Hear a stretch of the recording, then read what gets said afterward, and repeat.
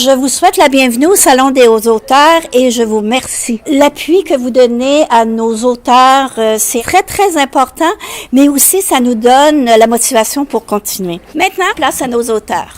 À peine sorties des eaux de ma mère, ce sont celles de ma rivière qui régneront sur mon univers. La pluie tombait abondamment le soir de ma naissance. La Richelieu semblait menaçante. Lorsque l'été s'est présenté au bout du quai, mes tantes m'apprirent à nager. Bien avant qu'il n'ait marché sur terre, mes petits pieds ont pataugé. Mon enfance fut ainsi baignée d'odeurs marines, chaude en été, glacée dès l'automne arrivé. Ma vie coulait au rythme des saisons. L'été, je nageais comme un poisson. L'hiver, lorsque la rivière se couvrait de glace, nous en faisions des palaces. Puis, un puissant courant m'apporta loin de son lit. Je voulais voir la mer. L'étendue de son horizon m'appelait telle une chimère.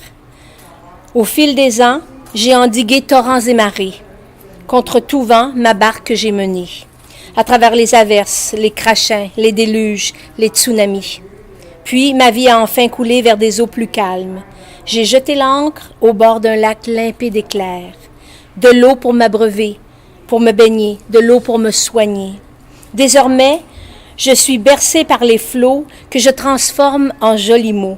L'amour de l'eau et des mots n'a d'égal que l'amour qui inonde mon cœur. Car je partage cet amour de l'eau avec un vieux loup de mer dont le regard bleu et franc m'ouvre tous les univers. Il m'apporte la sérénité. Seule l'envie de sillonner ensemble les cours d'eau de diverses contrées vient quelquefois de ces brumes m'envelopper. En ce matin de mai, pluvieux et maussade, la maison vit. Moi, je l'entends respirer. C'est complètement fou. Je suis assise, là, dans ma cuisine, et je capte les bruits de celle-ci, à savoir le tic-tac de l'horloge, le cri du serein dans sa voilière, le réfrigérateur qui ronronne, tous en opposition les uns aux autres. Tout semble si calme et si vivant en même temps. Étrange paradoxe, direz-vous? À l'extérieur, un brin de soleil veut venir me saluer. Discret, celui-ci se laisse désirer. Après un univers d'une blancheur aveuglante, je le salue, l'invite à pénétrer comme une visite souhaitée. Les sages répètent le proverbe « En avril, ne te découvre pas d'un fil ». Mais moi, j'ajoute en mai « Je regrette, mais tu n'as pas fini de grelotter ». Consultant mon calendrier, je me rassure. Le temps joue pour moi. D'ici peu, la chaleur tant attendue permettra aux pelouses, aux arbres de revêtir leurs plus beaux atours. La couleur verte omniprésente colorera mon décor. J'adore ce mi-temps de saison, engourdi par un hiver sans fin, les articulations en compote, je souris. Ce sourire ne me quittera plus jusqu'à ce que Dame Nature reprenne les rênes et que moi, en humble mortel, ne pourrai que m'incliner devant sa grandeur. C'était une belle nuit étoilée d'été. Alex pesait sur le gaz. L'homme roulait à toute allure. Le cœur palpitant, il surveillait la route car ce n'était pas le temps d'avoir un accident. Il lui fallait arriver le plus rapidement possible. À côté de lui, Cassandra criait « Tu vas nous tuer à ce rythme-là! » Alex de lui répondre « Ne t'en fais pas, je sais ce que je fais. Ferme les yeux, comme ça tu seras moins énervé. » Alex regarda le cadran qui affichait 135 km/h et 3 heures du matin. Même si l'auto entrait dans le tunnel La Fontaine, il lui restait encore un bon 10 minutes avant d'arriver à destination. Va-t-il tenir le coup avec sa belle Cassandra qui n'arrête pas de lui crier après? Il était un temps où Alex pouvait rouler tout en entendant la critiquer sur sa conduite, mais aujourd'hui, tout était différent. Enfin, le dernier feu de circulation apparut avant d'arriver à destination. « Il faut que la lumière demeure au vert, espéra-t-il. Ouf! Se stationnant, il se dépêcha de sortir de l'auto afin d'aider Cassandra. C'est à partir de ce moment précis que tout commença. Alex consulta sa montre. Que se passe-t-il? Cela faisait déjà 3 heures que les minutes gambadaient joyeusement sous l'œil des heures impatientes. 1 heure supplémentaire s'écoula, puis tout à coup, l'homme regarda sa belle, lançant son dernier cri désespéré. Alex, les larmes aux yeux, embrassa sa Cassandra, ne pouvant plus s'arrêter. Enfin, la belle petite Caroline, que le couple attendait depuis trop longtemps, venait de faire son apparition en criant de toute la force de ses 6 livres. Encore quelques instants, et tous les deux pourront la prendre dans leurs bras. Les premiers souvenirs que j'ai de ma petite enfance sont les pièces de théâtre que j'adorais mettre en scène avec mes amis, en scène, pas enceinte, avec mes amis Michel Canuel et sa sœur Thérèse. Notre imagination travaillait fort pour inventer une histoire qui pouvait attirer les gens. Nous, les plus jeunes, nous nous laissions guider par les sœurs plus âgées, de Michel et Thérèse, ainsi que ma grande sœur Diane. Le temps venu, on présentait notre spectacle devant un public à qui on chargeait une contribution d'1 scène. Lorsque je n'étais pas en train de monter et de jouer dans des pièces de théâtre, je me rendais chez mon amie Lise Bouchard. J'étais très sociable pour jouer à la madame. Lise n'avait pas de sœur, mais un frère qui se nommait Benoît et venait d'une famille plus aisée. Elle avait donc plus de jouets. J'affectionnais particulièrement son ensemble de cuisine en vrai bois et la vaisselle de porcelaine qui la décorait. Assise à la petite table de bois naturel, nous étions impatientes de se faire servir le délicieux goûter que la mère de Lise nous préparait. Je me rappelle encore de l'odeur de ses beignes à la levure trempée dans un sirop. Ça goûtait le ciel, Jeanne. On se servait de l'eau dans nos petites tasses de porcelaine, nous faisant croire qu'on était de grandes personnes qui buvaient leur thé en après-midi. Lorsque sa mère s'absentait, on en profitait pour emprunter ses vêtements et parader sur le trottoir, habillée en madame. Sa maman privilégiée me permettait de m'éloigner quelques heures du brouhaha de ma famille parce qu'on était 11 chez nous. Je compte aussi parmi mes petits bonheurs les moments où maman chantait en berçant mes frères et sœurs plus jeunes. J'étais une enfant très heureuse, qu'aussi très sensible. Un sentiment de fête régnait quand mon père revenait du bois. Je me sentais en sécurité et à mes yeux, c'était le plus fort de tous. Il n'était pas rare de le voir revenir de son travail avec des douleurs au dos. Son métier de bûcheron était dur et étreintant. Papa bûchait même par grand fois, tout se faisait manuellement. Bien que les chevaux étaient d'une grande aide, il fallait tout de même conduire les pauvres bêtes dans plusieurs pieds de neige. J'admire ces hommes qui ont tracé le chemin pour nous, en travaillant à la sueur de leur front, et d'autres qui y ont laissé leur vie. Voilà une petite partie de ma vie que je vous ai racontée. Merci de m'avoir écouté. Sur le cul, mon chat. Il est temps que tu penses à ton avenir. L'automne avance. Le vent s'est calmé pour te faire voir les feuilles avec leur instant de couleur. Allegro, le temps passe. L'hiver est à nos portes et même la neige commence à faire ses traces au creux de la noirceur. Allume, mon chat, sors du placard. Veux-tu du squelette épouser la forme ou de toute éternité jouer la danse macabre? Adagio, les temps sont durs. Eh oui, mon chat, assez de guetter le printemps pour te la couler douce. L'artisan que je suis t'héberge avec eau et nourriture, se désarme au pont des saisons.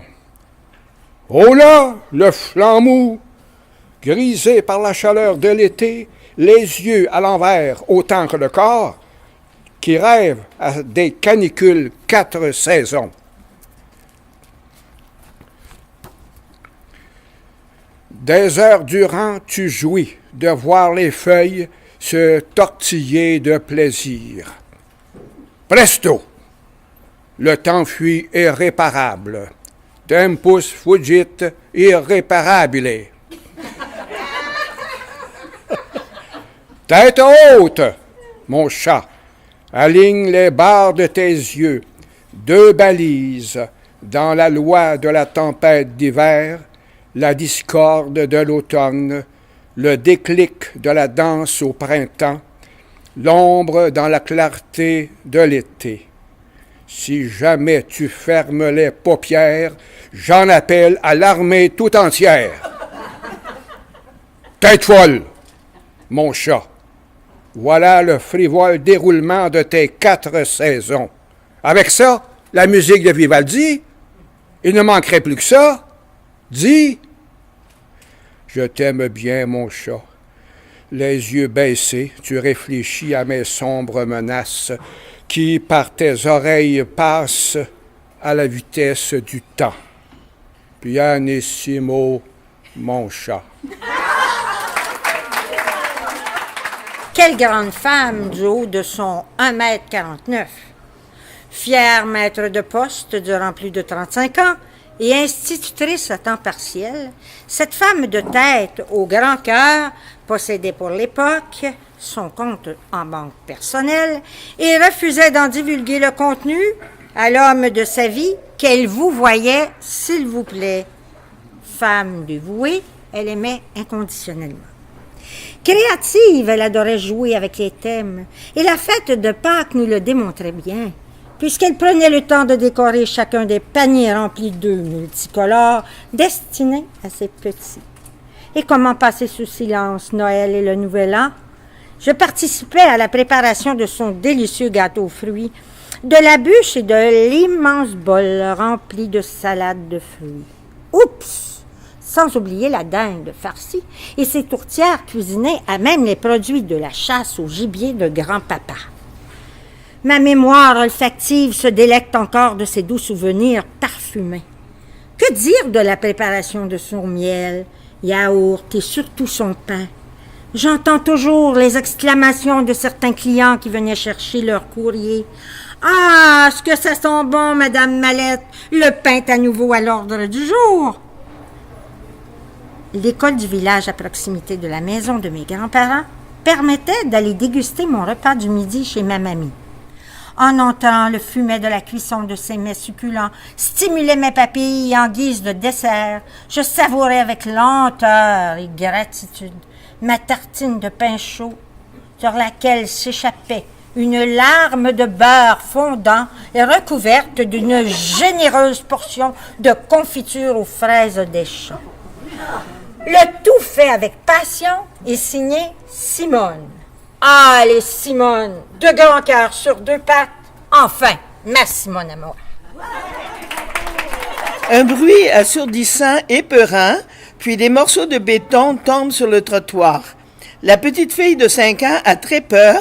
Elle se colle aux jambes de sa maman, qui elle aussi a peur, mais qui ne veut pas le montrer. Voulant éviter la panique chez l'enfant, et en plus, elle était enceinte de mon frère qui est né en 1943. Elle avait dit à son mari qu'elle ne voulait pas mettre au monde un enfant pendant la guerre. Nous étions en France en 1943. Le père de la petite fille voulait absolument un garçon. C'était un Corse, mon père. Un garçon était très important. C'était l'époque où les filles corses n'avaient pas une grosse importance. La France était en guerre avec l'Allemagne et ça jouait dur. On partit à la campagne, à Anco-de-Botte, près de Marseille, où les hommes de la famille avaient creusé une tranchée dans la terre et l'avaient recouverte de branches de conifères afin d'être à l'abri des avions ennemis. Entre 2 alertes, on sortait pour aller se nourrir, car dans la tranchée, on était à la queue leu-leu, assis à même la terre sur des sacs de pommes de terre en jute.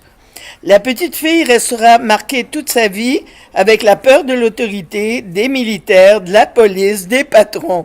Si les grands se voyaient avec les yeux des enfants, ils hésiteraient avant de se servir d'armes, car rien n'est plus fragile que le cœur d'une petite fille.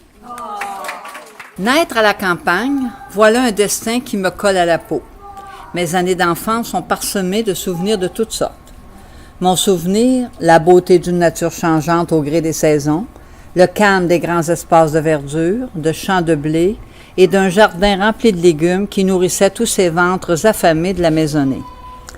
La vie à la campagne comportait ses bons moments de plaisir, de jeu et le plus souvent de travail. Chez nous, situé dans la belle région de Bellechasse, tout le monde mettait la main à la pâte. L'entretien de la maison, la traite des vaches et la récolte du foin grugeaient beaucoup de temps sur nos vacances scolaires. 12 enfants autour de la table, nous avons appris à partager et à l'organisation du travail bien fait. Assurément, toute cette marmite vieillit. Les garçons quittent pour le travail dans les chantiers et les filles trouvent un emploi à la ville la plus proche. Pour moi, les études terminées, je me lance sur le marché du travail, plus précisément dans l'enseignement.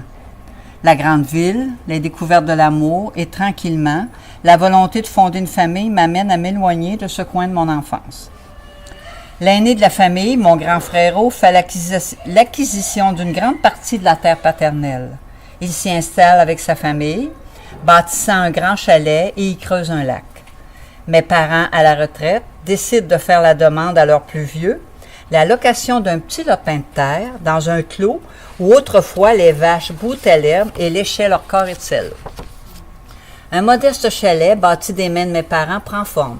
Quel plaisir durant nos vacances! Descendre au petit clos pour quelques jours, se retrouver en famille, les grandes tablées, les parties de bal et les histoires drôles qui réconfortent les âmes esselées, qui repartent regorgées d'optimisme et de convivialité chaleureuse. Aujourd'hui encore, je retourne au chalet du Petit Clos pour y passer un temps de répit, de lecture et de retrouvailles. Ce retour aux sources me permet de revenir à l'essentiel, ne pas oublier d'où je viens. Où est ma place?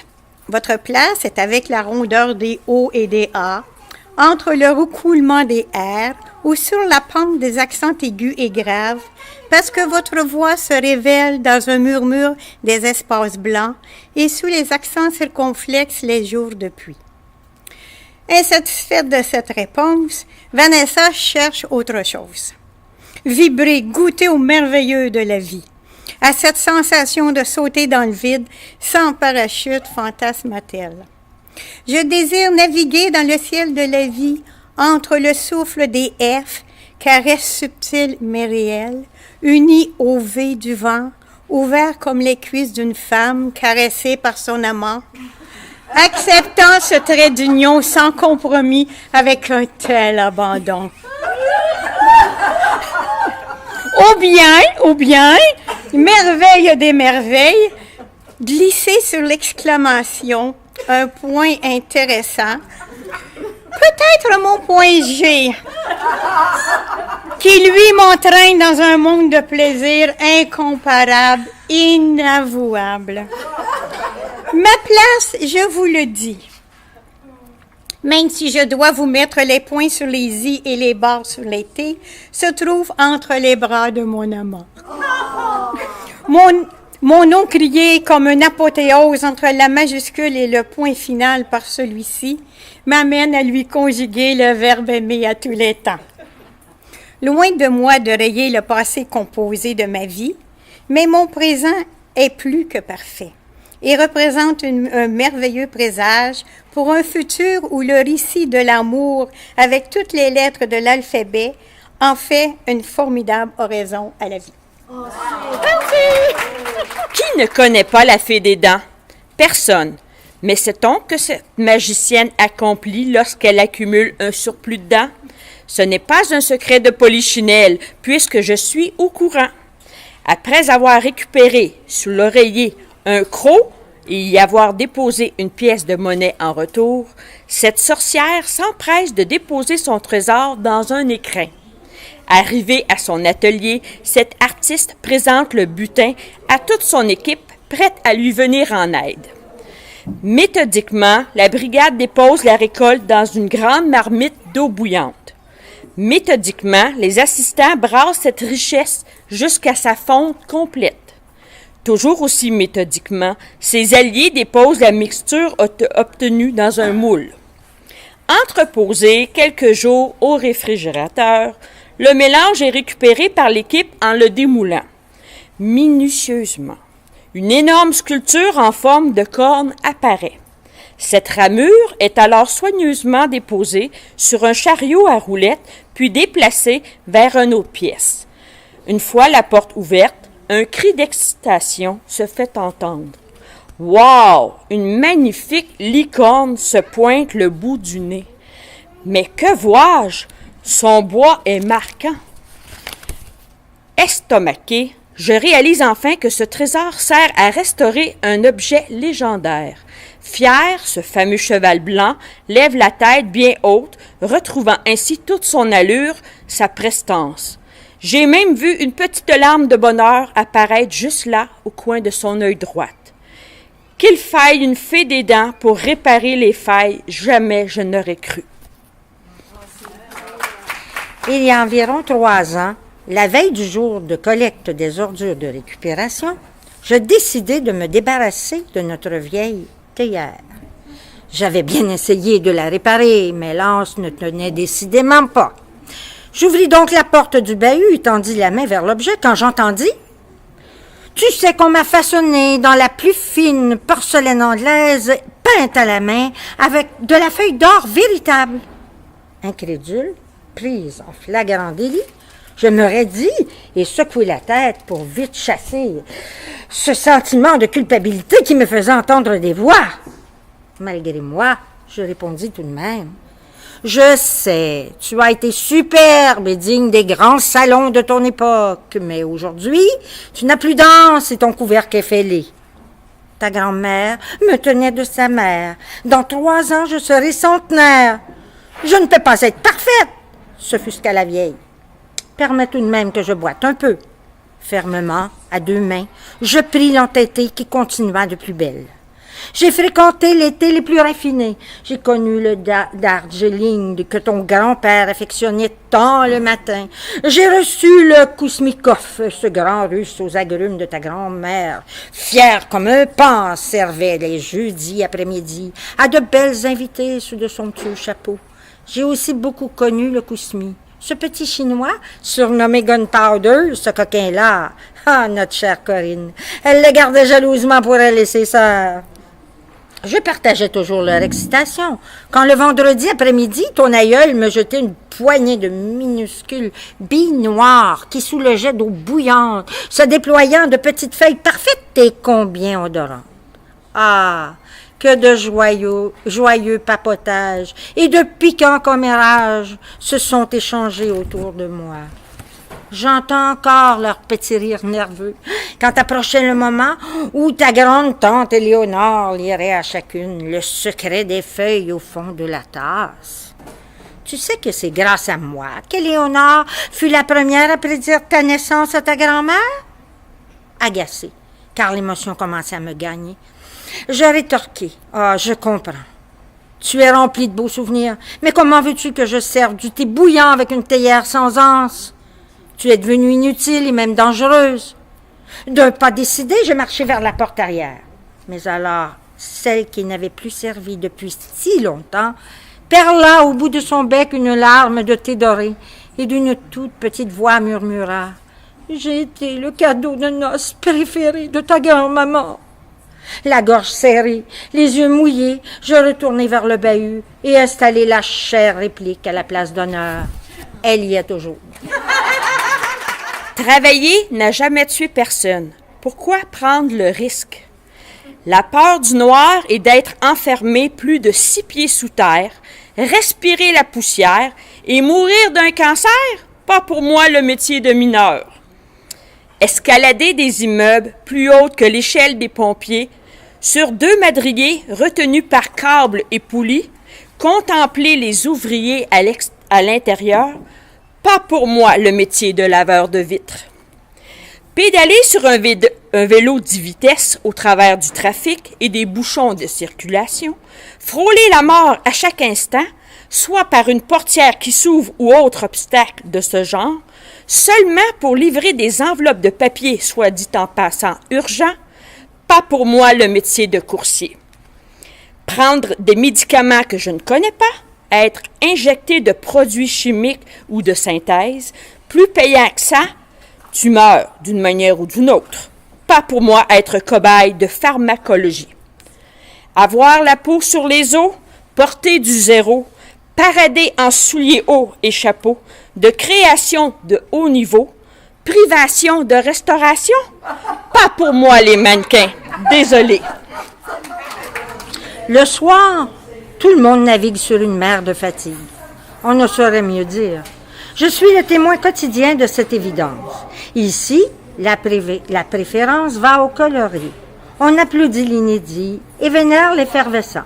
On se pâme devant du jamais vu et le simple contact de l'hétéroclite suscite l'enfièvrement ultime. Il n'est donc pas surprenant que le 3e étage, avec ses coques de bateau, gouvernail, cordage, voile, pouliage, ancre et gréement, rassemblés sous le titre « Vestige naval » n'attire plus le visiteur. Même l'affiche à l'entrée « Voyeur demandé » n'a produit aucun effet. Certains jours, on laisse l'éclairage se reposer, c'est tout dire. Hier, le verdict est tombé.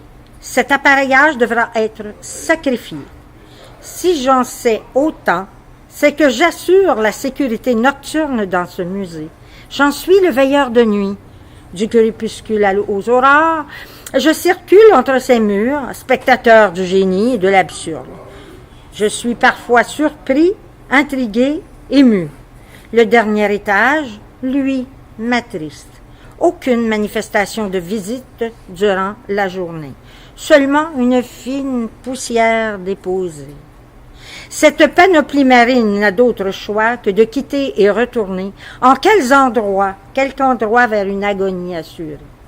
Un jour, quand l'impression de flotter sur des eaux sombres me gagnera, j'abandonnerai aussi cette galerie de talents variables et irai naviguer sur d'autres courants. Peut-être trouverai-je un quai isolé, entouré d'appareaux désuets à protéger. Voyage du fœtus bercé de caresses évoquant le flot des vagues de l'océan. Voyage au pays des merveilles, à la découverte d'un monde fabuleux, expression de trésors d'expériences liés au stade de l'innocence. Vertu cousue au tissu de l'enfance. Voyage dans l'univers de l'ado naissant, bouleversé dans son besoin d'appartenance et de reconnaissance. Tsunami émotif jalonnant cette période d'apprentissage. Voyage au cœur de l'être, au fond du gouffre amer des intempéries affectives. Voyage dans l'abîme de l'oubli d'un triste événement marquant l'inconscient.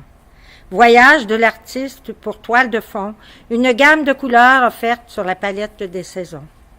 Voyage dans l'univers des amours interdits où passion et délires obsessionnels fusionnent. Voyage dans le monde de l'écrivain, dont la plume traduit avec justesse l'état de ses humeurs. Ses œuvres écrites en prose, en vers et contre tous, laissent s'exprimer son âme au son d'une petite musique de nuit de Jean-Sébastien Bach. Voyage du scientifique où chercheurs et savants unissent leurs efforts dans l'observation, l'étude et l'expérimentation de nos cœurs malades et de nos consciences fragilisées.